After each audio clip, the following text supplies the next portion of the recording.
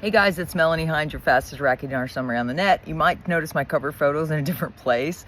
That's because I finally got my dogs to poo in the backyard. I was willing to wait as long as it takes, and then they did, and so I could sit here. So that's good news. Two of the older dogs are in an AC'd room, so they're being well taken care of. They have water in there. My other puppy is in her crate with a peanut butter Kong with fans on her. So it's all good because it's a relatively nice day, very breezy. So I'm spending a little extra time in the yard because I need some time. So for anybody who's worried about my dogs, I got you covered. I'm still annoyed by that, I guess, right? So anyways, here we go, your intel summary. We had a lot of articles. The best article was from Barzani. Kurdistan welcomes a salary deal with Baghdad. He had the biggest smile on his face, and he's saying, Barzani said the KRG had shown maximum flexibility and fulfilled all its obligations in interest of the people and to ease the burden on the citizens, paving the way for a joint agreement announced by the Iraqi cabinet earlier in the day. So this was yesterday, late last night, they got an agreement on the salaries and the oil. So that means the HCL is coming soon. Once they start pumping the oil and can calculate what the citizens get paid, it's going to ease the burden. So they're paying the salaries. They didn't give any dates though, but they came to an agreement. So we'll just have to wait to see when those get paid out.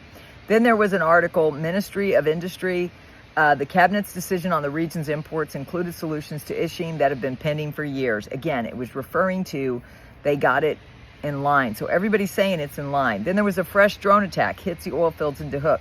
I did do all the timestamps, even though I really didn't feel like it. I did them.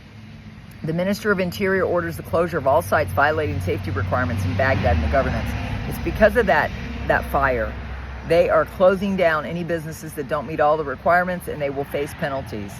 The Prime Minister arrived at the site of the tragic fire. A lot of that happened yesterday. And then also today, the Kremlin slams the EU sanctions, part of a consistent anti-Russian line. Guys, there's a lot going on. Syria prepares to redeploy our forces to Ada, or whatever. Our intel were in the chat this morning, and he gave us some insights. So go to the live stream, check out the timestamps, and he always gives insights, and he may be on tonight. Tonight at 5, we're going to do a pre-RV celebration. Next article, rights watchdog, Dems cut Inferno, deliberate negligence. Now, I didn't do timestamps for each of these articles. The next article that I think there's a timestamp for is dollar prices slightly drop in Baghdad and Erbil. That's what we want. The dollar prices are declining steadily, which is great. Iraq's port revenues top 480 million in the first half of 2025. Guys, that is a lot of revenue. 77,000 Iraqi tourists visit Turkey in the month of May alone. Again, it's a steady drop of the dollar. And then again, another article about Saladin police issue a warning to owners of buildings violating the laws. Guys, they want to keep their citizens safe. Then they showed a picture of the civil defense, strict measures against those who violate safety standards. It showed their firemen and their selflessness, and that was neat. Maizan police closed 26 projects violating the safety requirements. Look, that's just today.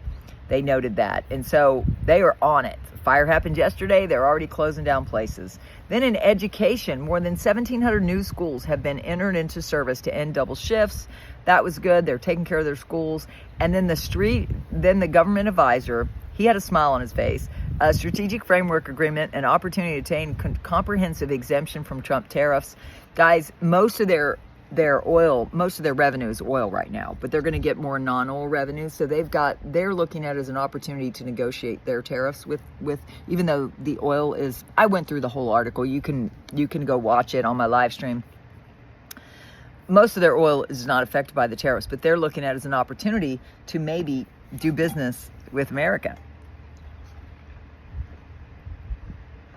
Then Rafidia Bank launches electronic inquiry service via the R platform. Guys, that was a big article. Again, it's all about the digital transformation in Iraq and what it's doing to their money and their banks. And guys, we've been talking about this since June 8th. We talked about the digital dinar on Coinbase. We've also been talking about how the citizens with the digital cards and the government-run banks were getting 10 cents on the dollar. They were getting breaks. They were getting all sorts of things. We've been talking about this for months. And so I hope you will subscribe and tap the bell. Another article, electricity, one stage separates us from entry into the force of the Turkmen gas import agreement. That was a good article. Then there was just two more, government directives to regulate the use of AI, artificial intelligence, which is good to see that they're going to regulate it too much as they can. And then the Electoral Commission, more than 771,000 applicants apply for poll workers. And guys, I hope you do the same here. We need to keep an eye on everybody. And I think we've already learned our lesson with that, right? So then we go to the summary of everybody else. We're 5 minutes in, and now we're getting to everybody else. And so last night, Frank 26, 2 days in a row, the parallel market is at 13.97. That's great news. The market is so close to 13.10. We're headed in the right direction. Salih is back on TV talking about the great job the CBI has done and says our parallel market would have already been equal to the official exchange rate of the CBI if not for tensions in the region. Guys, I know the CBI is in control of this because the Prime Minister said it when he was here in the tour of the U.S., and I haven't forgotten that. And Frank says, but surely the black market is disappearing. As it disappears, we approach one-to-one relationship with the American dollar, which will lead you into a float. Well, yep. Mark Z, what did Mark Z say? My contacts in Iraq believe that they will have an agreement next Tuesday or Wednesday on the cost of producing a barrel of oil, about $16, and they think we will get a new rate for the budget tables. That is hopeful. We will see. They have had these expectations before, but the expectations are high, I think, because everybody agreed on the salaries and the oil price. And it was $16 a barrel and a minimum of 233,000 barrels a day as a minimum, as a floor. So guys, I went through all those details. I think those details have been ironed out. But again, we get articles that nobody else gets. We get articles early because we're getting them direct from the military, the Army Rangers that are there. So I'm so grateful they give us intel. Now there's somebody named Yada, and this, it says, as long as they are resuming the flow of oil through Turkey, as was agreed today, the rate change will still be seen. We are truly at the manifestation stage. I agree, Yada. I am never been more excited than I am now. And we're going to be doing a pre-RV celebration tonight at 5. Please join us. Guys, the more we believe, we walk without faith. We walk by faith, not by sight. At least I do. Mountain Goat, folks, according to what is happening now in Iraq, all the good news from the IMF, I can hardly believe the news has been so good.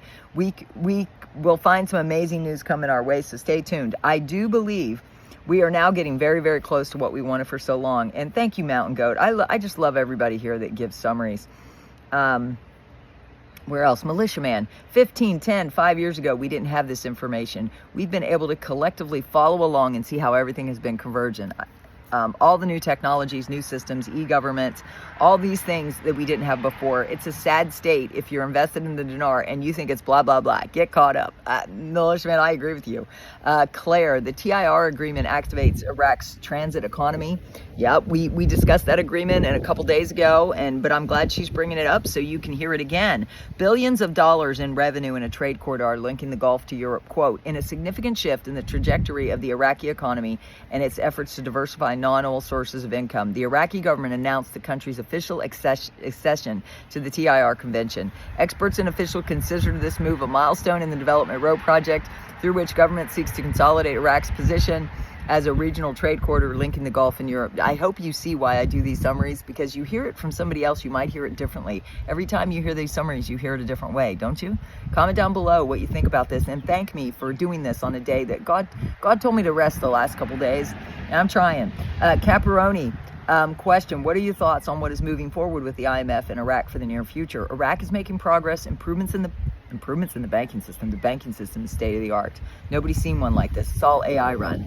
But as I said, until they have something to export and diversify their economy, nothing will change in regard to the value of the dinar. The IMF is basically saying what everyone, well, Caparoni, that's a negative one, but guys, you got to have the good with the bad.